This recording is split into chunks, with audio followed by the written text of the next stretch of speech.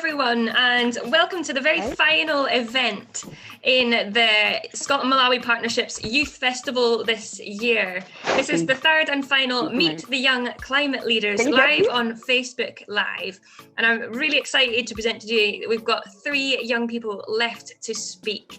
So it's been an absolutely incredible week. We've been talking about climate change and race inequality all through the week, and it's really pushed the conversations forward between young people in Scotland and Malawi in ways I could have never expected. We've been interviewing experts, professionals, young people, young leaders. So without further ado, I will pass on to the wonderful first speaker. All the way from Malawi in the north, we have Marah. So Marah, if you would like to take it away, and I'm sure we can share your presentation too just now. Hello, my name is Marah and Emily, based in the northern part of Malawi. I am a young climate change leader for Malawi-Scotland Partnership. My main activity is advocacy on climate change and tree planting. The reason why I chose to advocate for climate change in primary schools is to equip learners on issues of climate change and help in the mitigation of climate change in a world where climate change has dominated, in a world where weather patterns have changed. It is very important to advocate for climate change in primary schools and do tree planting. Advocacy is very important to raise awareness on the adaptation and mitigation of climate change. For instance, in my advocacy on climate change session, I mainly focus on advocating learners on how to keep their premises green. This has raised more awareness in them on why it is very important to keep their premises green, and this has made them stop littering readers everywhere. But also I advocate on why it is very important to plant trees. Many learners have now started to know why trees are very important. For instance, trees are a source of firewood. Trees are also a source of oxygen. They help in bringing rain. If we cut down trees, rainfall patterns change, which is an instant in my area where rainfall patterns have changed. We don't experience the same rainfall patterns we used to experience a long time ago. Trees are a source of income where people make timber, make medicine out of the trees. Trees also bring shade and bring beauty. Trees in the northern part of Malawi, especially in Zuzu city, people describe it as a green city because the weather patterns, those weather patterns that are very cold, which keeps the city green. Therefore, beauty comes out of a green city. I have had different experiences in advocacy on climate change and tree planting. On tree planting, tree seedlings management and survival rate is very low, where you manage to purchase 2,000 trees and find out that only 800 have survived. I have an instance where during this tree planting season, we purchased close to 6,000 trees and 2,000 trees were distributed in different schools. But due to the COVID-19 pandemic, learners were not in school and tree seedlings were very hard to care for them. And in one of the schools, only 800 trees survived. But also I have a good experience when working with the learners during my advocacy. The elderly are used to using trees as source of fuel compared to the new ways of making fuel such as briquettes. So if you're advocating on the importance of trees and why it's bad to cut down trees, the elderly would say, we're born a long time ago, what can you tell us? Trees regenerate. Yes, they regenerate, but it's very difficult when they cut down trees and not plant other trees. And also this gives some mind to the younger generation. Since the elderly are talking about this, the younger generation also adopts the same mindset change. So it's very difficult to change the mindset of the elderly. That's the reason why I chose to advocate to learners, in order for the learners in primary schools to grow up with a mindset change of why trees are important, and why it is very bad to cut down trees, and why it is very important to plant trees. As for Malawi, most people graze the animals. Therefore, if you plant a tree, it's very difficult to care for it, since livestock feed on it. Therefore, putting a simple fence would help protect the trees. Introduction of local seedlings. Most people in Malawi and in my area just dump the local seeds. Therefore, according to my future plans, I would like to correct more local seedlings and raise them in the nursery beds to decrease the finances that we're supposed to use to purchase tree seedlings.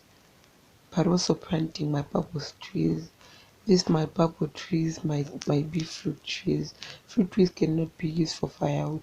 Fruit trees would be used for fruits, but they would also be used as trees that would help in bringing oxygen, that would help in bringing rain, that would help in purifying a particular area. Introduction of environmental clubs. Clubs help in bringing ownership, and also putting patrons in different schools, in different clubs, would help bring ownership in a particular school and help in the managing of trees. Thank you so much for your attention. Thank you, Marah. That's wonderful to hear about this initiative. We've heard quite a lot about tree planting from Malawi this week, and someone earlier on Wednesday was touching on what you've been talking about, is how we need to do tree planting, but yes, we also need to care for these trees. And I think it's a wonderful project for schools, especially primary schools, to be involved in being responsible for their own woodlots. And I love the idea of using fruit trees, especially because there's something that won't be considered for using as firewood or being chopped down. Without further ado, I will move swiftly on to our Scottish climate leader today. All climate leaders today are from the 2050 group. Do check them out. They're a wonderful organisation spanning both Scotland and Malawi now that train up young people to sort of feel more confident talking about all issues relating to climate change. So Emily, I will pass over to you and we will share your presentation. So, hi everyone, I hope you're all well. I'm Emily and I'm from Glasgow in Scotland. It's a pleasure to be here today and be able to share a bit of my story with you. I was given the opportunity to join you all today because, as Louisa said, I'm a volunteer for the 2050 Climate Group, but really my job is in active travel. So I'm going to talk to you today about the potential sustainable transport has for tackling climate change and making our neighbourhoods better places to live. So I'm going to firstly outline what active travel is and why it's great. And then I'll talk about how I became interested in active travel and what I'm working on right now to encourage more people to walk, cycle and wheel. I'll also touch on any challenges I encounter whilst doing this work and the future I envisage for transport and urban living. So the term active travel means making journeys by walking, cycling, wheeling, scooting or any other non-motorised means. So these are usually short journeys like walking to the shops, walking the kids to school, cycling to work, or cycling to the station to catch a commuter bus or train. So promoting active travel basically involves encouraging people to swap their car for a bike or a scooter or a nice walk. And with 54% of all driven journeys in Scotland being less than 5 kilometres long and 31% less than 2 kilometres long, there really is plenty of scope for achieving a significant shift to walking and cycling in the near future and making our transport system much more sustainable as a result. It's so important that we harness this potential because a shift to active travel brings so many social, economic and environmental benefits. So at university, I studied sustainable development and my degree addressed a range of sustainability challenges at local, national and global levels. And one of those challenges was transport. I remember learning that road transport is the largest source of carbon dioxide emissions in Scotland, and thinking, more really needs to be done about that. So this realisation, sort of coupled with the fact that over half of road journeys in Scotland are less than 5 kilometres, made very clear to me the current flaws in our transport system. But I also saw loads of potential for driving positive change in this area, and decided, I guess, that this is what I'd like to dedicate my time to achieving. So I graduated university and started working as a campus cycling officer for 2 colleges in Glasgow. And in my role, I'm responsible for promoting active travel to staff and students by delivering a range of infrastructure and behaviour change projects. In addition to managing infrastructure-related projects, I also design and deliver a range of behaviour change campaigns and initiatives. Delivering these projects is really exciting, but there are certainly challenges in trying to encourage a shift to active travel. The first step to increasing active travel is to identify the barriers that stop people from walking, cycling and wheeling to their destinations. And in my experience, I'd say there are really 3 main barriers to active travel. Firstly, many people perceive active travel as less convenient than other forms of transport and are therefore less likely to walk or cycle. Distance is another barrier to cycling, as many people feel their commute to work, for example, is too long to walk or cycle. But this is where e-bikes and other forms of sustainable transport like trains and buses can help. There's always an option instead of driving. It is unfortunately quite common that financial status is a barrier to active travel, particularly cycling. The cost of a second-hand bike and the associated equipment can be up to £150 or £200, and this is often too much money for people to pay out in one go. So I guess that's why bike pool schemes, the bike loan schemes that I manage at the colleges, are very valuable, and it is really great that we're starting to see more of these springing up across the country. Finally, safety concerns are a huge barrier to active travel. Many people feel unsafe walking alongside busy roads due to traffic, or along canals and narrow streets in the dark. So delivering cycle training and bike maintenance sessions in the community are essential in breaking down this barrier. And this is also a practice, luckily, that is becoming more common across the country now. So with all of this in mind, I have a vision for the future of transport and urban living. And this is quite simply creating a world where people walk, cycle and wheel more. My vision not only incorporates how we can change the way people travel, but also how this shift will benefit our neighbourhoods and our health. So to achieve this vision, I think we need education, but also crucially better infrastructure. In my opinion, if you make walking and cycling easy, people will come, people will do it. So with this in mind, I believe low traffic neighbourhoods are a great way forward. By implementing low traffic neighbourhoods more and more throughout our urban environments, we can greatly reduce the barriers to active travel that we're currently experiencing, such as the safety concerns I outlined earlier, because the roads will be much, much less dangerous. We'll also create quiet and safe streets and improve social cohesion. And additionally, as I mentioned earlier, we will create thriving local economies supported more greatly by small businesses and have much cleaner air due to the absence of motor traffic. So thanks very much for listening, guys. It's been really great to join you today. So much, Emily. As a cyclist myself, I'm absolutely fascinated by this, and I couldn't agree more with everything you suggest. I agree that active travel is one of the simplest things that we could quickly, easily and cheaply improve. So our next speaker is the wonderful Amiton, all the way from northern Malawi again. Hello, this is Amiton, one of climate change leader in the Malawi Scotland Partnership. I'll be presenting on the establishment of woodrot in household and schools. And my presentation will go through project goal, project description, project partnership, project activity, and project output. On project goal, the main goal of the project is to increase local wood supply through tree planting in household and schools under Lundu VDC in Lumbi district. In terms of project description, the project is being implemented in 6 villages and 2 schools. The project is being implemented with a goal of demonstrating climate change mitigation measures through tree planting in household and schools. Forest destruction is the major threat to the site. Therefore, planting trees through establishing of woodrot in household will be a major contribution to the site. In terms of partnership, the project is being implemented in partnership with Lundu VDC, Lundu CDSS, and the Kamanga Youth Club. In terms of project activities, sensitization meetings were carried out in collaboration with the VDC chairman. Beneficiaries were trained on the management and utilization of trees in relation to climate change. Tree seedlings were sourced and distributed to the beneficiaries. On project output, 500 trees have been planted in 7 villages, in which each village had 5 beneficiaries, and 300 trees have been planted in 2 schools. A total of 800 trees have been planted this year. The community is aware of the effects of climate change and the importance of planting trees as one way of combating climate change. Bylaws have been established in order to manage trees when have been planted. Thank you for listening. Thank you, Amiton.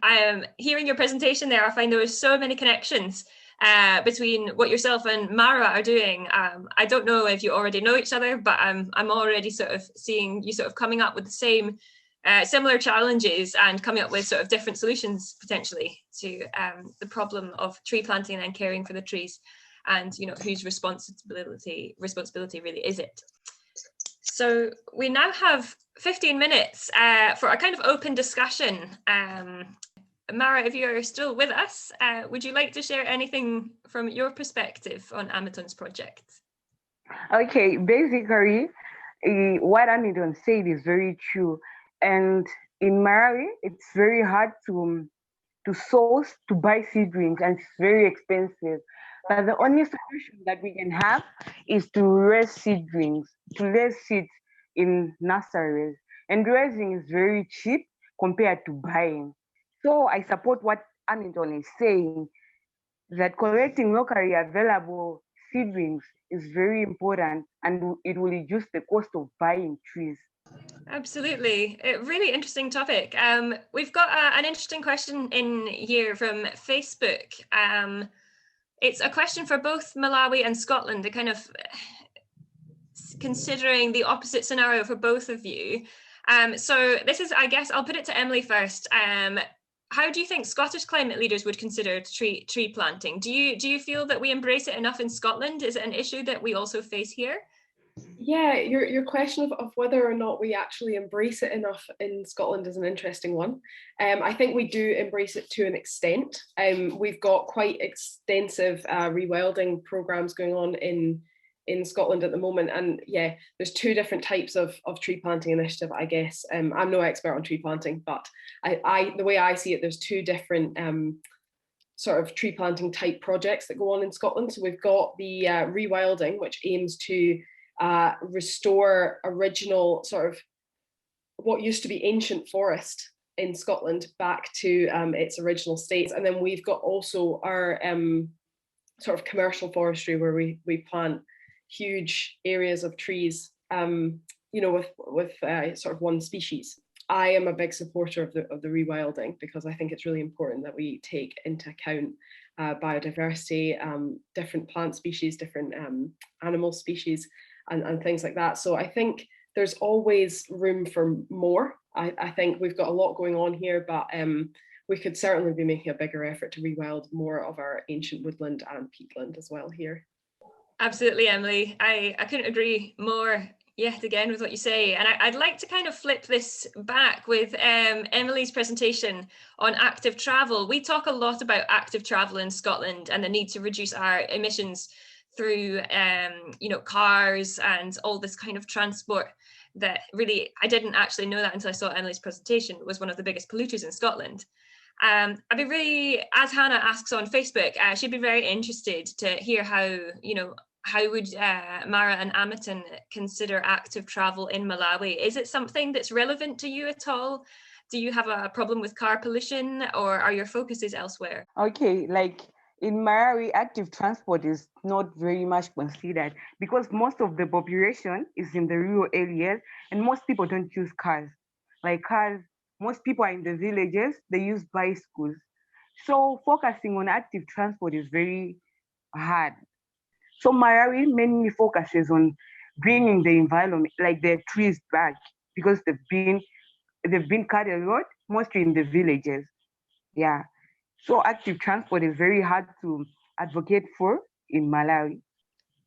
Excellent. Thank you, Marah. It's a really helpful answer because, I mean, every country in the world must have a different thing that they need to prioritize in terms of tackling their own carbon emissions and their own contribution to climate change. So we had another question on Facebook. David asks, what's the most important thing you want political leaders to achieve in either country in the next 10 years to help tackle the climate crisis? From my perspective, as I said in my presentation, I think tackling transport here is a huge first move. I think so much of our carbon emissions in Scotland come from road transport. So I think tackling road transport, getting more people travelling actively, using buses and